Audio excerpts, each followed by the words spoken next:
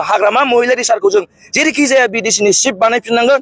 दिनैनि रायजो राजा बिथांमोनहाबो जोंनि जिबायदि बिटिसिनि माखासे गाज्रि जालांनो हमनाय थासारिफोरखौ जोंहा बुजिनानै जोंनि रायजो राजाफ्रा गावसोरनो खुद बुजिनो मोननानै दिनै बिपिएफ पार्टिखौनो लोब लोब सापर्ट खालामनो फैनायखौ नुनानै जों जोबोद गोजोननाय मोनदों। बयखौबो समान नोजोरजों नायग्राया जाहैबाय हाग्रामा महिलारि सार। बिनि बादै दिनै प्रमद बर'आ मा मावदों? एनडिएफबिनि आदामोनखौ गोदाव सोराव खालामजोब्बाय। बिपिएफ हानजाया सेथि खोलोबजों बिजाथि फोसावनायनि उनावहाय दाब दाब जायगायाव रायजोफोरनि बोर लानाय रेलि लाबाय थादों। बेबायदिनो दिनै चिरां जिल्लानि नैबे काजलगावआवबो मोनथाम बियाबखौ लानानै लाबाय। मा फोरमायगोन बे? खुलुमबाय। जोंनि बिटिसिनि साफ्रोमबो रायजो राजानिसिम आं दिनै बेलासिनि खुलुमनाय जासिहरबाय। दिनै जोंहा बिपिएफ राजनिति दल हिसाबैहाय मोनफ्रोमबो जिल्लायाव जोंहा मोनसे ब्लेसिं रेलि दिनै बोर बिनाय मोनसे हानजा सुरनाय हाबाफारि जा लाबाय थानाय जादों।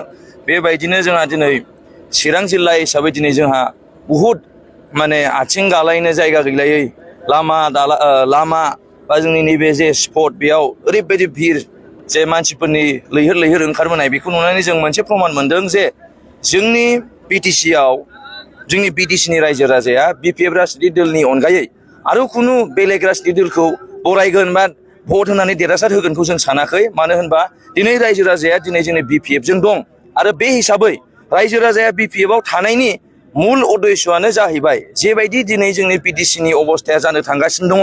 साफ्रोमबो रायजो राजाया खोनागासिनो दङ। दुलाराय बर' फरायसा आफादा खौसेथिनि बाथ्रा बुंबाय थानायखौ जों नुदों। दा बेनो मोनसे फोरमान जे बिटिसिआवहाय बिजेपिआ दिनै माबायदि साग्लोबदों आरो जोंनि बिटिसिनि रायजो राजाबा दिनै जोंनि बर' रायजो राजाखौ माबायदि गाग्लोबनो नागिरदों बेखौ जों नुगासिनो दङ। बिनि दायनिगिरिया एकमात्र मोनसेल' दिनै जोंनि बिटिसिआवहाय बिजेपिखौ जायगा होनायानो जाहैबाय इउपिपिएल आरो इउपिपिएल हिसाबै बिथाङा दिनै दरजा खुलिनानै होदों। जायनि थाखाय जोंनि दिनै 6 शेड्युल बा ट्राइबेल बेलेन ब्लकनि पावारा खमायलांगासिनो दङ। दा राजनिति दोलोआव थादोंब्लाबो जों बेखौनो खावलायनो नागिरदों जे बिटिसिनि रायजो राजाखौहाय जोंनि बिटिसिखौ सिगांनि बायदि पावार गोहो गोनां बानायनो दिनै जोंहा साख्रि होनो हानाय गोहो जोंहा दंमोन। दा दिनै जोंहा बिटिआर सुक्तिनि गेजेरजों जों खोनानो मोन्दोंमोन जे स्कुलखौहाय प्रभिन्सियेलाइज खालामगोन। जे गामियाव लामा दालां गैया बेखौ जौगाथायनि लामाजों बानायनानै होगोन। दिनै हाग्रा ओनसोल बा हादान ओनसोलनो हा होनायनि बाथ्रा बुंदोंमोन। दिनै बैफोर हादान ओनसोलनि रायजो राजाया जेबायदि खस्थ' दुखुजों दिनै संसार जागासिनो दङ बिथांमोननो न' बां हा बा थांनानै थानायनि थाखाय मोनसे राहा लामा बानायनानै होनायनि खोथा बुंदोंमोन। नाथाय दिनै मोनफ्रोमबो फेलें गामि मोनफ्रोमबो इउपिपिएलआ सरकाराव फैनाय लोगो लोगोनो 2020नि उनावहाय गामि मोनफ्रोमबो गंनै गंनै ट्रेक्टर होनायनि बाथ्रा दिनै प्रमद बर' बिथांमोननि इउपिपिएल गभर्नमेन्टआ बुंदोंमोन। नाथाय दिनै जों नुनो मोनाखै। दिनै बिथांमोना बुंदोंमोन बिना गयारि मेदामोन बायदियाहाय साफ्रोमबो रायजो राजाया जाय न'खरा गोरिब गुन्द्राजों गोग्लैसोनानै दङ एमए पास बिए पास दङबा मोनफ्रोमबो न'खरावहाय सासे सासे साख्रि होनायनि बाथ्रा होनदोंमोन। नाथाय जों दिनै फेलें नुदों। जों बिटिसिनि लाइमोन हिसाबै फेलें नुदों आरो बिटिसिनि रायजो राजाया दिनै इउपिपिएल आरो बिजेपिखौ माब्लाबाबो बरायनाय नङा।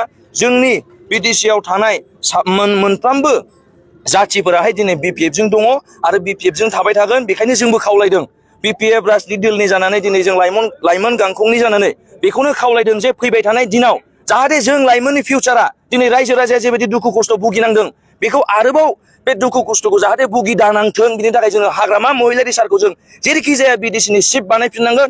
मानो होनबा एकमात्र सासेल' जोंनि बिटिसिनि जाय दिनै जोंनि रायजो राजा साफ्रोमबो दिनै राजबंशी बर' गार' मुस माइन'रिटि बेंगलियानो होन मोनफ्रोमबो जाति जनगोष्ठीखौ दिनै अनखांग्रा आरो दिनै बिटिसिनि रायजो राजाखौ बिथाङा माने बयखौबो समान नोजोरजों नायग्राया जाहैबाय हाग्रामा महिलारि सार। बिनि बादै दिनै प्रमद बर'आ मा मावदों? एनडिएफबिनि आदामोनखौ गोदाव सोराव खालामजोब्बाय। दिनै सासेबो एनडिएफबि आदाखौ जों साख्रि मोननाय नुवाखै। दिनैहाय एनडिएफबि आदामोना जेबायदि दुखु खस्थ'जों भुगिनांदों बेखौ जों नुनानै थानो हायाखै।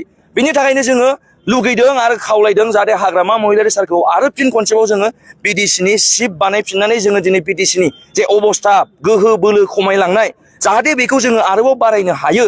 आङो जोबथायाव फंसे बाथ्रा बुंबावनि आंनि धोरोबनिफ्राय जानानै दिनै जोंहा हाग्रामा महिलारि साराहाय जेबायदि बिटिसिनि अबस्था आरो बिटिसिनि लाइमोनफोरखौ गोदाव सोराव नुबोगासिनो दङ बा नुगासिनो दङ बेनि थाखाय जोंहा हाग्रामा महिलारि साराहाय बिटिसिनि लाइमोनफोरनि थाखाय 100 कोटि रां बाहायनायनि खोथा दिनै जोंनि हाग्रामा महिलारि साराहाय मोनफ्रोमबो मिटिंआव प्रसार खालामबाय थादों।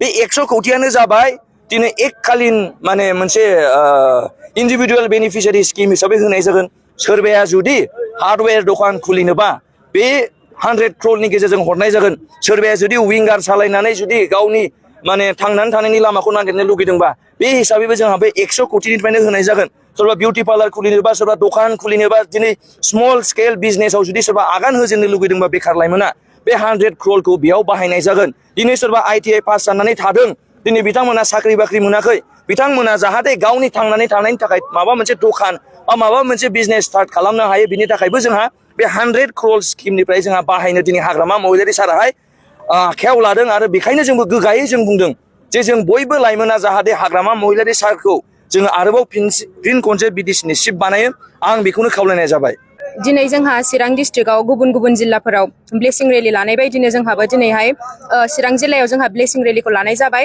दा बे हिसाबै जोंहा जोङो नुनो मोन्दों गोबां रायजो राजाफ्रा लोब लोब फैनानैहाय जोंनि बे रेलिखौहाय साक्सेस खालामफैदों दा जोङो बेनिफ्रायनो प्रमान मोनबाय आरोना जोंहा जोंनि बिपिएफ सरकारखौहाय जोंहा सरकाराव लाबोफिननांगौआ जोंहा माने गोरलै जानानै फैबाय मानो होनोबा दिनैनि रायजो राजा बिथांमोनहाबो जोंनि जिबायदि बिटिसिनि माखासे गाज्रि जालांनो हमनाय थासारिफोरखौ जोंहा बुजिनानै जोंनि रायजो राजाफ्रा गावसोरनो खुद बुजिनो मोननानै दिनै बिपिएफ पार्टिखौनो लोब लोब सापर्ट खालामनो फैनायखौ नुनानै जों जोबोद गोजोननाय मोनदों दा जोंहा बे रेलियावहाय गोबां गुबुन गुबुन जाथि जन'गोष्ठीनि मानसिफोराबो फैनानैहाय जोंनि रेलियाव बाहागो लाफैदों दा बेवहाय जोंहा आथिं होनोनो जायगा गैलायलाया थाबायनो जायगा गैलायलाया माखासे जोंहा बेबायदि जादों दा बे हिसाबै जों बुंनो हायो जोंहा चिरां डिस्ट्रिक्ट हिसाबै जोङो जोंनि फैगौ बिटिसि बिसायख'थियाव जोंहा देरहानाया रोखा जाबाय होननानै जों बुंनो हायो दिनैनि समाव इउपिपिएल आरो बिपिएफ खौसे जानायनि बाथ्राया सरसायाव दंबाय थायो एसे लाइमोन दैदेनगिरि मा फोरमायगोन बे जोंहा बिपिएफ पार्टि हिसाबै जोंहा बेखौ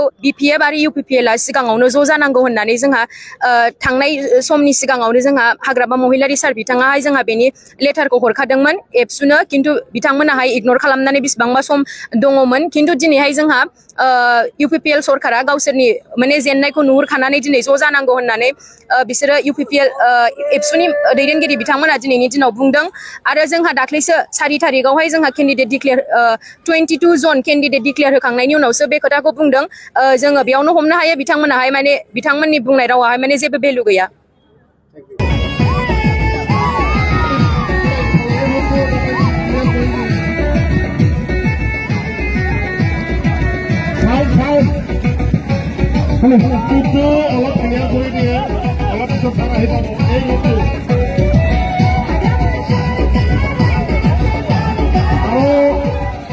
মই গাইছোঁ অলপ অনুৰোধ জনাইছোঁ ইতিমধ্যে আমাৰ অতিথি আহি পাইছে যাতে ইয়াত ক্লিয়াৰ কৰি দিয়ে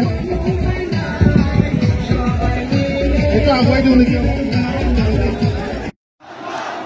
আমি বিটিচিৰ পৰা ইউপিপিএলক বিদায় দিছোঁ অলৰেডি কোকৰাঝাৰৰ পৰা বিদায় দিলোঁ গোসাইগাঁৱৰ পৰা বিদায় দিলোঁ ভেৰগাঁৱৰ পৰা বিদায় দিলোঁ মথানগুৰিৰ পৰা বিদায় দিলোঁ আজি আমি আমাৰ চিৰাং জিলাৰ পৰা প্রমোদ বড় ইউপিপিএল রাজনৈতিক পার্টি চিরাং জিলার প্রামী বিদায় দিছিল সারা দিগুলো নকরো